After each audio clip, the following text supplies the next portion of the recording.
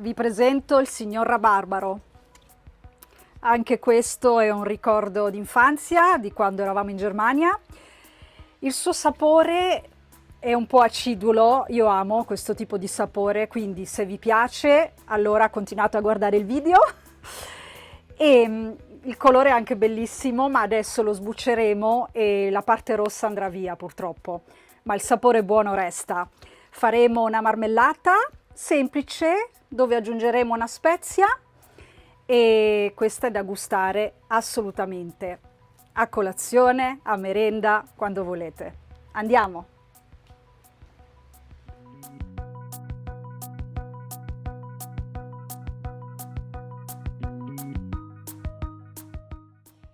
Per pulire il rabarbaro utilizziamo un coltellino, quindi tagliamo l'estremità e poi tiriamo e vedrete questi filamenti. È importante che vengano tolti perché altrimenti poi li troviamo nella marmellata.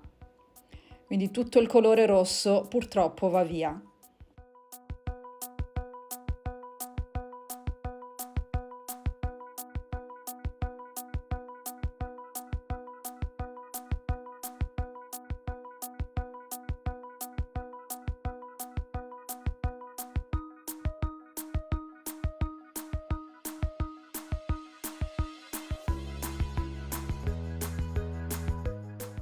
A questo punto lo tagliamo a pezzettini e lo trasferiamo in una ciotola.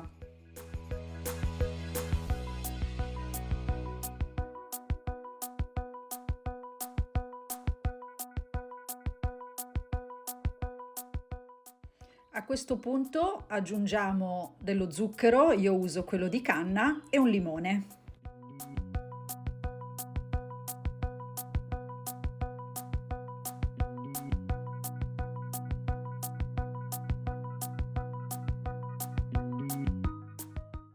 La ricetta che vi lascio in descrizione è per circa 6 barattoli piccoli o 3-4 barattoli grandi.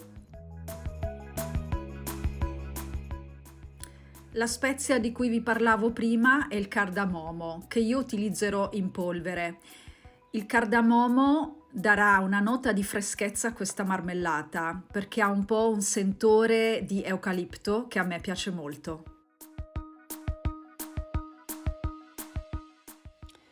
L'ultimo ingrediente è lo zucchero gelificante, quindi gel fix o frutta pec come viene chiamata in Italia, e questo è il nostro ultimo step prima del riposo. Lasceremo riposare per circa mezz'oretta.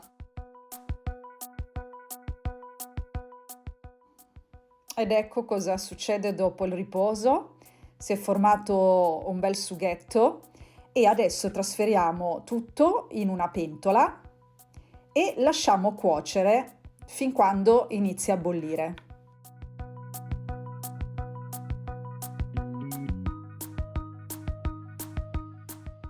Intanto prepariamo i nostri vasetti, quindi sterilizzati, io li ho già pronti, e aspettiamo che il rabarbaro cuocia. Ecco, guardate, già dopo pochi minuti vediamo il rabarbaro che inizia un po' a sfaldarsi.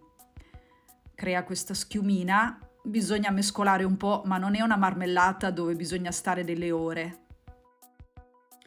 Bollente lo versiamo in un contenitore. Nel mio caso preferisco frullarlo ancora, adoro le marmellate lisce, però è una vostra scelta, potete anche versare già direttamente nei vasetti così com'è.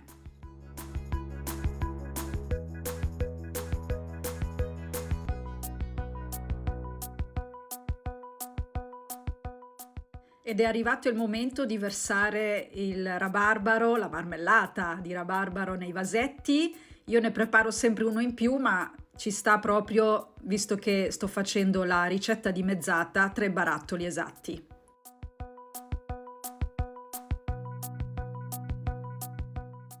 Con l'aiuto di un panno chiudiamo i barattoli e voilà, adesso è arrivato il momento di capovolgerli per creare il sottovuoto. Vi è piaciuta la ricetta? Vi ricordo anche che mi trovate su Instagram dove pubblico dei mini video che qui non pubblico. Quindi vi aspetto anche lì. Ciao! Tschüss!